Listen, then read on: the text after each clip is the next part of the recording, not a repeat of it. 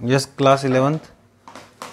देखो हम chapter 9 start कर चुके थे। चैप्टर का नाम था हमारा बायोमोलिक्यूल।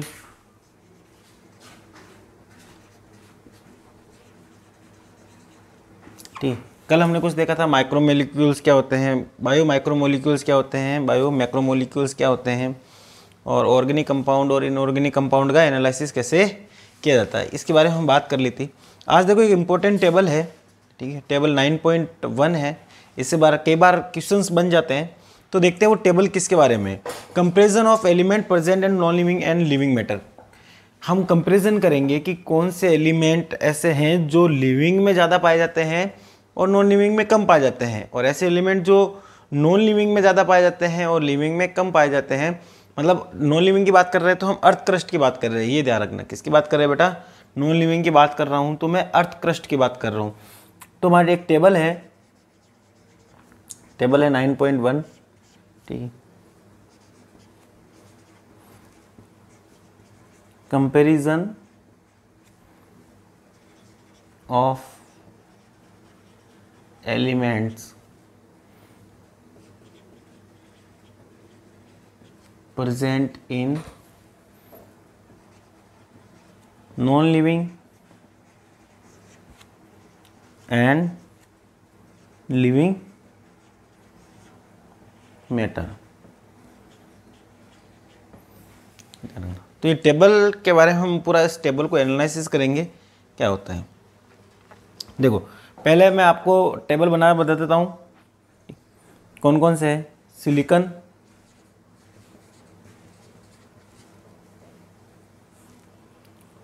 तो हम यहाँ पर लिख देते हैं एलिमेंट। ह्यूमन बॉडी में इसकी मात्रा,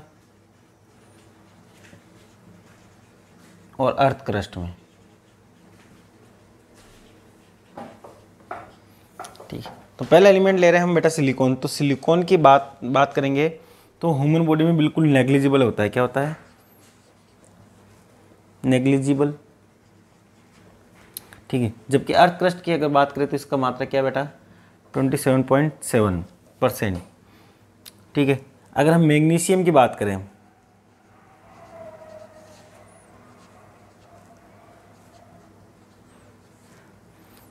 (0.1), जबकि अगर हम अर्थ क्रस्ट की बात करें तो 2.1। देखो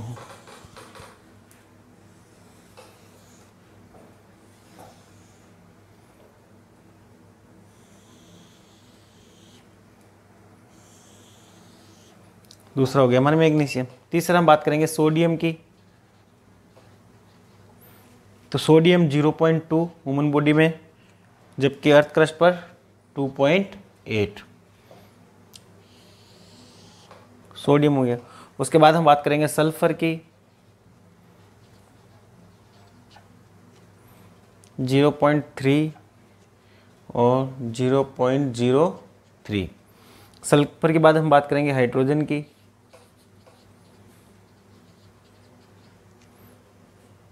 0.5 और 0.14।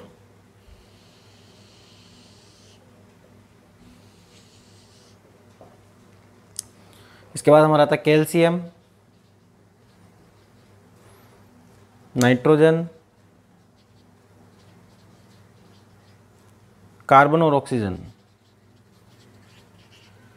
एंड ऑक्सीजन, ठीक है। तो देख लेते हैं calcium, nitrogen, carbon and oxygen. तो कैल्शियम की कितनी मात्रा होती है बेटा? 1.5, जबकि इसमें 3.6, नाइट्रोजन की 3.3 और इसमें वेरी लिटल, कार्बन 18.5, 0.03, और ऑक्सीजन की हम बात करें तो 60.5.0, 46.6। देखो इसको याद कैसे करना है और क्वेश्चन कैसे आएंगे। देखो हम बात करें, देखो ये ऊपर वाले तीन है, सिलिकॉन, मैग्नीशियम और सोडियम, ठीक है। फिर हम बात करेंगे सल्फर और हाइड्रोजन की। किसकी बेटा? सल्फर और हाइड्रोजन की। उसके बाद मैं बात करूँगा केवल कैल्शियम की, ठीक है। फिर नाइट्रोजन, कार्बन और ऑक्सीजन, इसको मैंने बांट दिया अलग अलग, ठीक है। तो देखो सिलिकॉन, मैग्नीशियम और सोडियम ये अर्थ क्रस्ट पर ज़्यादा है। कहाँ पर है देखो, ह्यूमन बॉडी में है ही नहीं सिलिकॉन, मैग्नीशियम 0.1 है, सोडियम 0.2 है, जबकि यहाँ पर देखो ये ज़्यादा है, इसके कंपेरिजन में यहाँ ज़्यादा है, ये ज़्यादा है। तो यहाँ पर हम क्या कह सकते हैं बेटा, अर्थ क्रस्ट मोर। क्या है बेटा, अर्थ क्रस्ट में क्या है, ये मोर है, ठीक है। अगर हम देखो इन दो की बात करें तो ये ह्यूमन बॉडी में सल्फर हम बात करेंगे तो ह्यूमन बॉडी में ज़्यादा है, हाइड्रोजन भी ह्यूमन बॉडी में ज़्यादा है इन दोनों अर्थ क्रस्ट के कंपेरिजन में। तो हम लिख सकते हैं ह्यूमन बॉडी में मोर। ये दोनों क्या है बेटा,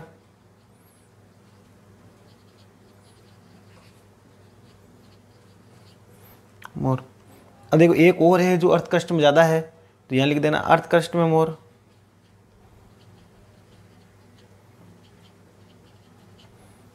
ठीक है। बाकी ये तीनों हैं जो ह्यूमन बॉडी में ज़्यादा है इससे, तो ये क्या हो गया बेटा, ह्यूमन बॉडी में मोर। तो हमें याद रखना है कि बेटा ह्यूमन बॉडी में कौन से एलिमेंट ज़्यादा है अर्थ क्रस्ट के कंपेरिजन में। हाँ, ये भी याद रखना है कि अर्थ क्रस्ट में कौन से एलिमेंट ज़्यादा है ह्यूमन बॉडी के कंपेयर में, तो ये याद रखना है। अब इसको याद कैसे रखना है, इसकी कुछ ट्रिक है वो हम देख लेते हैं, ठीक है। तो देखो इन सबको नाम कैसे याद रखना है, इनके सबके नाम जो दे रखे हैं, ट्रिक बता रहे हैं। देखो एक सिंगर है MG, ठीक है, तो इसको कैसे याद रखना, देखो सिंगर,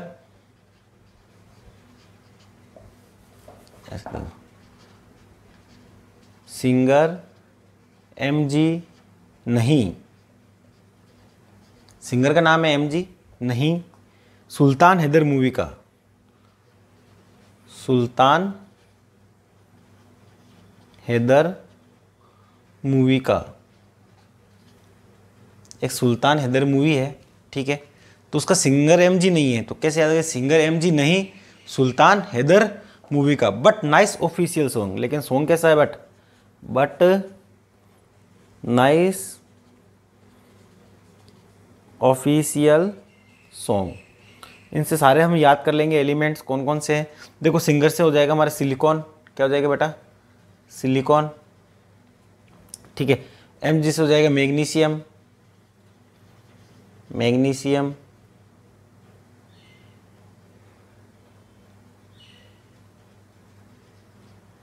मैग्नीशियम हो गया। Na हो जाएगा सोडियम। देखो ये लिखने का कारण ही ऐसे ही इसीलिए था, ठीक है। सुल्तान का क्या हो जाएगा, सुल्तान से सल्फर हो जाएगा बेटा, सुल्तान से क्या हो जाएगा, सल्फर। हैदर से hydrogen,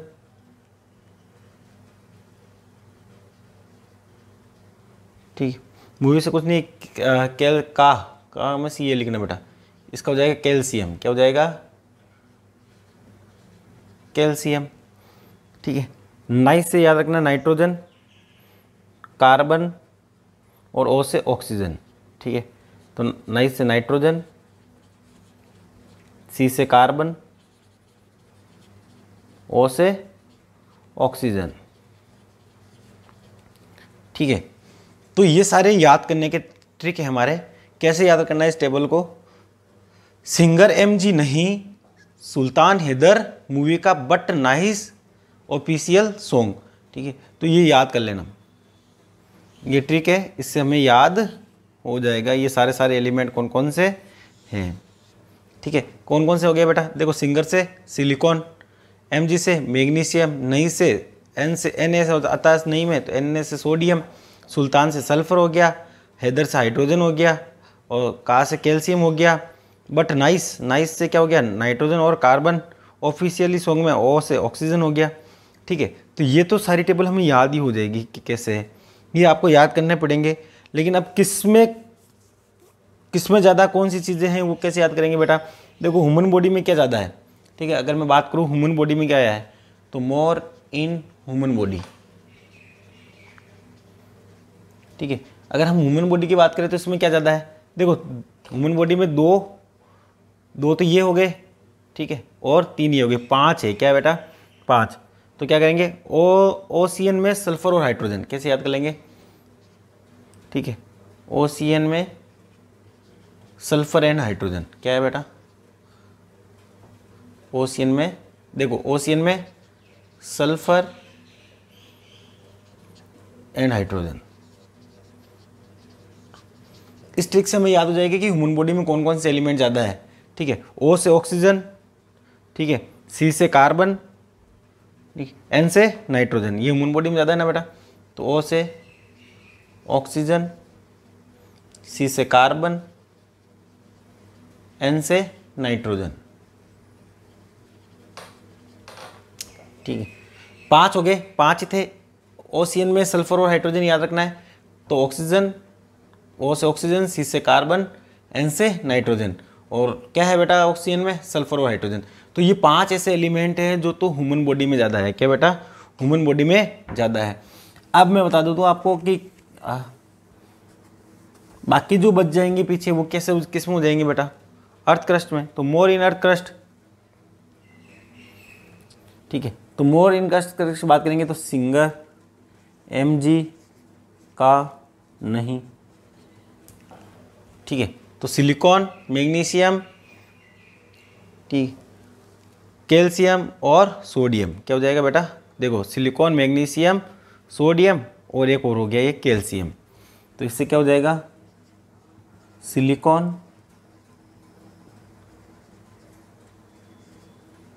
magnesium, calcium and sodium.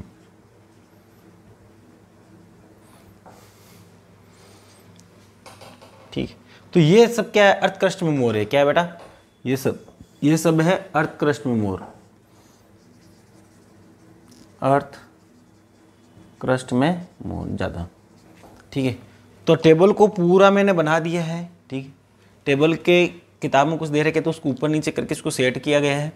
याद रखना है इस टेबल को कैसे, कि क्वेश्चन कैसे बन जाता है कि पूछ लेता है कि अर्थ क्रस्ट में मोर कौन सा है, ठीक है। आपको एलिमेंट दे देंगे, ठीक है, तो उसको आपको पता होना चाहिए। तो अगर हमें पता होगा कि ह्यूमन बॉडी में मोर कौन कौन से है तो याद करना है कैसा, OCN में सल्फर और हाइड्रोजन, तो O से ऑक्सीजन, C से कार्बन, N से नाइट्रोजन और सल्फर हाइड्रोजन, 5 एलिमेंट ये हो गए, 4 वहाँ हो गए अर्थ क्रस्ट में।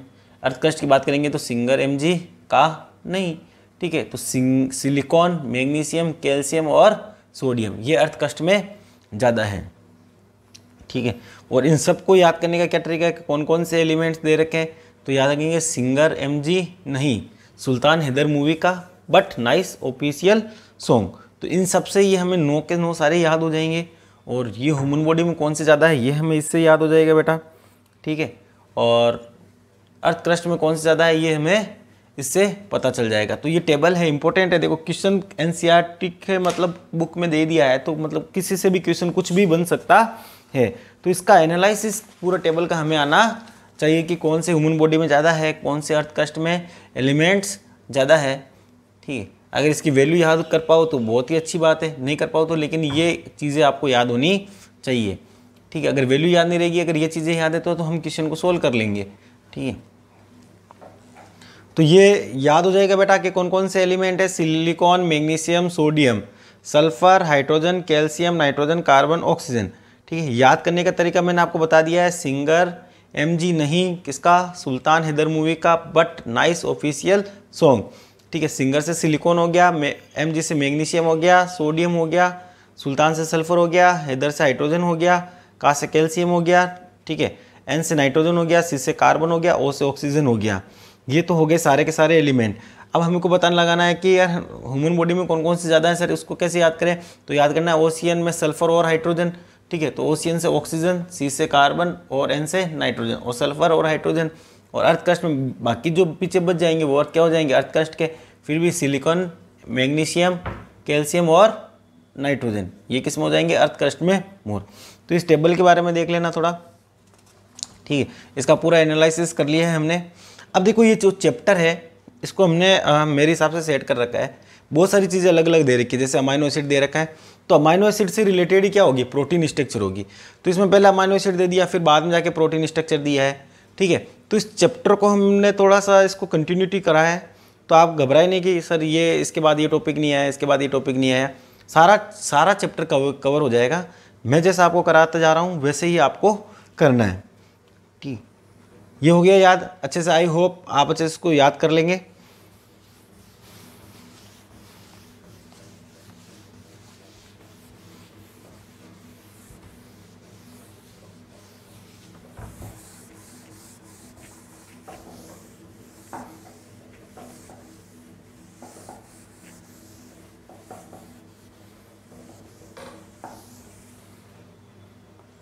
देखो आगे हम पढ़ने वाले हैं प्राइमरी एंड सेकेंडरी मेटाबोलाइट्स। क्या पढ़ने वाले हैं बेटा? Primary and secondary metabolites.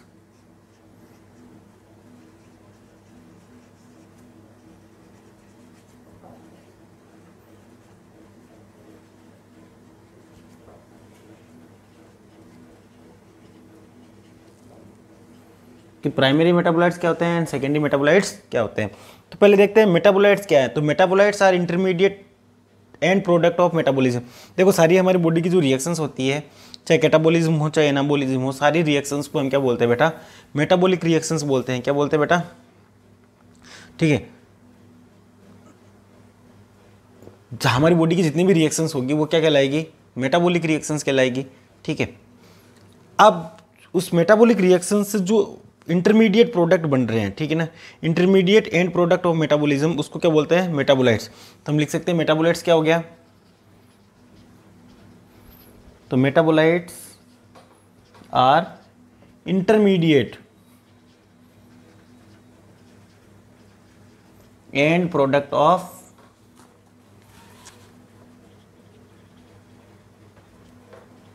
Metabolism.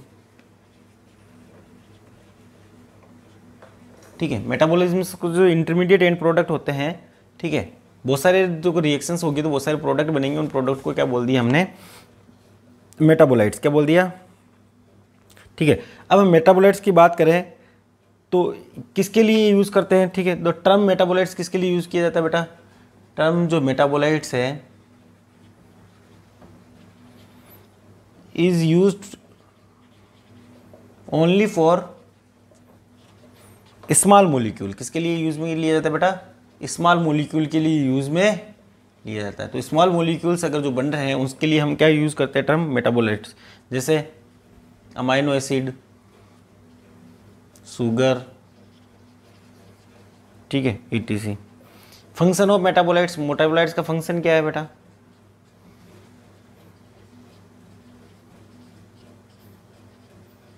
अभी मैं आपको प्राइमरी और सेकेंडरी नहीं बता रहा, अभी तो मैं आपको क्या बताया है? मेटाबोलाइट्स क्या होते हैं। ठीक है, तो फंक्शन क्या है? देखो स्ट्रक्चर एनर्जी के काम करेंगे, फ्यूल के लिए स्ट्रक्चर बनाएंगे, स्ट्रक्चरल का काम करेंगे, बॉडी में स्ट्रक्चर फॉर्मेशन में काम करेंगे, सिग्नलिंग का काम करेंगे,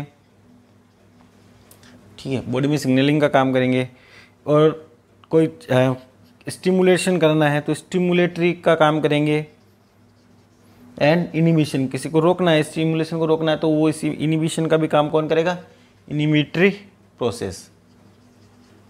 तो स्टिमुलेटरी एंड इनिबिटरी प्रोसेस में ये रोल प्ले करते हैं। फ्यूल एनर्जी के लिए भी, स्ट्रक्चरल और सिग्नलिंग में भी ये अपना रोल प्ले करते हैं। तो ये हो गया बेटा मेटाबोलाइट्स। तो मेटाबोलाइट्स हम क्या बात करेंगे कि जो मेटाबॉलिक रिएक्शंस होती है हमारी बॉडी में, ठीक है, उनके जो इंटरमीडिएट एंड प्रोडक्ट बनते हैं उन प्रोडक्ट को क्या बोलते हैं? मेटाबोलाइट्स।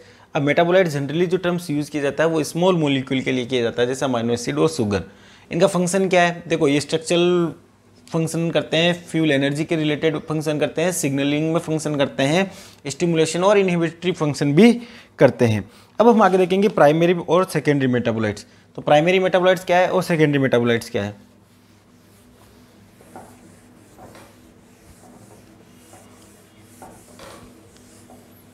देखो प्राइमरी मेटाबोलाइट्स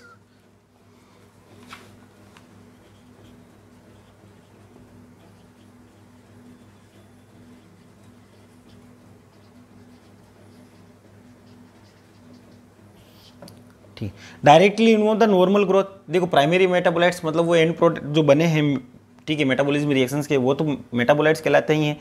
तो अब ये क्या होते हैं प्राइमरी? ये डायरेक्टली इन्वॉल्व होते हैं ऐसे मॉलिक्यूल्स जो किसमें हो बेटा? डायरेक्टली इन्वॉल्व हो किसके अंदर? ग्रोथ के अंदर, involve in normal growth,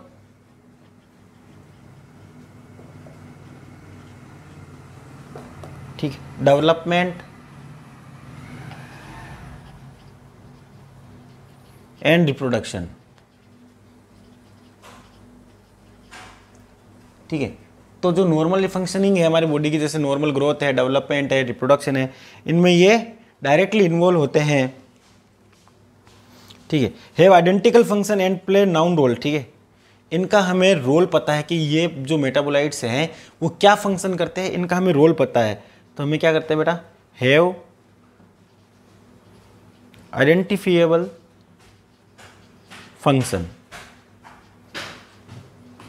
and play known role, and play known role.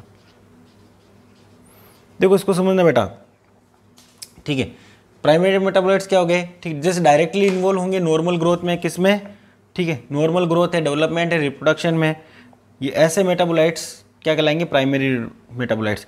और इनका जो फंक्शन होता है वो हमें पता होता है, क्या होता है, पता। तो क्या हो गया बेटा, उनको क्या कह दिया हमने, उनको हम कह देंगे प्राइमरी मेटाबोलाइट्स। क्या कह देंगे बेटा, प्राइमरी मेटाबोलाइट्स, ठीक है।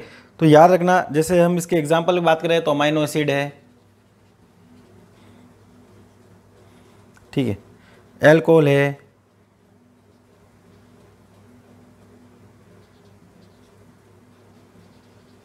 इनका रोल हमें पता होता है। तो ऐसे मेटाबोलाइट्स जो डायरेक्टली इन्वॉल्व होते हैं किसी बॉडी के फंक्शन में, ठीक है, और इनका ऐसे मेटाबोलाइट्स जिनका हमें रोल पता है कि ये क्या रोल प्ले करने वाला है, तो ऐसे मेटाबोलाइट्स क्या कहलाते हैं बेटा, प्राइमरी मेटाबोलाइट्स कहलाते हैं। अब हम देखते हैं आगे सेकेंडरी मेटाबोलाइट्स, क्या देखेंगे बेटा, secondary metabolites.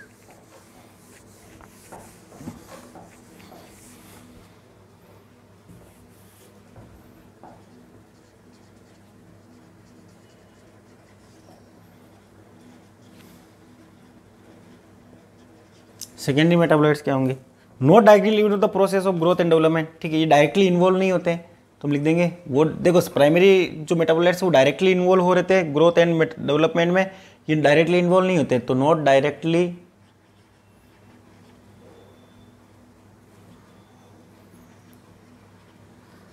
Involve in process of growth and development,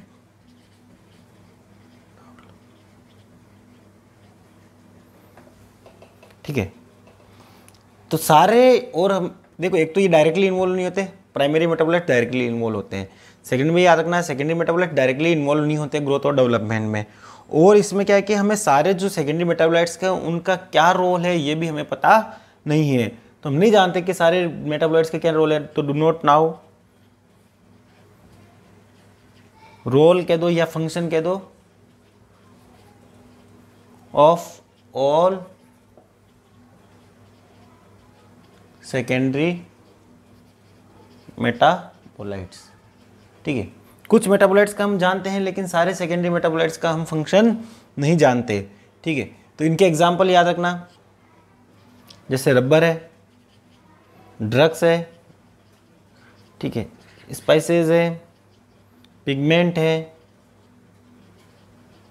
ठीक है, एसेंट है, ये सब क्या है बेटा, सेकेंडरी मेटाबोलाइट्स है। ये क्या है, सब सेकेंडरी मेटाबोलाइट्स है। तो देखो अब क्वेश्चन किससे बनेंगे, अब भाई हमारे नीट में एग्जाम में जो क्वेश्चन बनने वाला है वो किससे बनेगा, एक टेबल है उसको याद रखना, ठीक है। तो क्वेश्चन किससे बनेगा हमारे इसमें से, प्राइमरी और सेकेंडरी मेटाबोलाइट्स में। देखो कुछ एग्जाम्पल दे रखे हैं, पिगमेंट कुछ पॉइंट है यहाँ, उसमें उसके एग्जाम्पल है। जैसे हम बात करेंगे पिगमेंट में, पिगमेंट्स सेकेंडरी मेटाबोलाइट्स, एल्केलॉइड्स, ठीक है, टर्पिनोइड,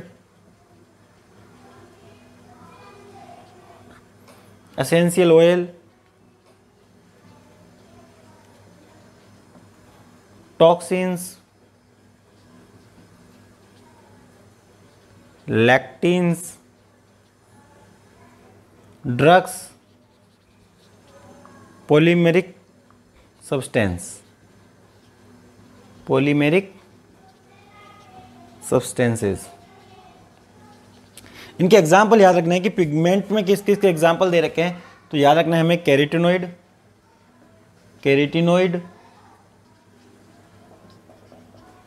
एंथोसाइनिन्स। ठीक है, तो आपको पूछ ले कि एंथोसाइनिन्स एग्जाम्पल ऑफ, अब 4 दे देंगे, पिगमेंट, एल्कोहॉइड, टर्पेनॉइड, एसेंशियल, तो हमें पता रहेगा कि किसका एग्जाम्पल है बेटा पिगमेंट, तो हम टिक लगा देंगे पिगमेंट पर। अगर हम बात करें एल्केलॉइड्स में क्या याद रखना है, मॉर्फिन, कोडीन। अब क्वेश्चन आ जाएगा codeine is example of टर्पेनॉइड, essential oil, toxins और एल्कोहॉइड, तो हमें पता है कि कोडीन क्या होता है, एल्केलॉइड, तो हम एल्केलॉइड पर क्या लगा देंगे, टिक। टर्पेनॉइड में याद रखना है क्या क्या है बेटा, मोनोटर्पिन्स और डाइटर्पिन्स। ठीक है, और एसेंशियल ऑयल में याद रखना है हमें लेमन ग्रास ऑयल, क्या रखना है बेटा, लेमन ग्रास ऑयल।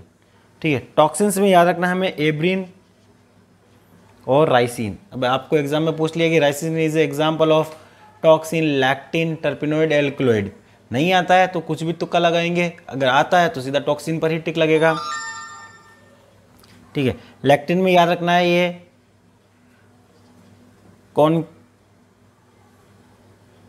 कॉनकेनावेलिन ए, तो पूछ लेंगे concanavalin A is example of lectin, toxin, terpenoids, alkaloids, तो किसका टिक लगाना है, लैक्टिन्स पर।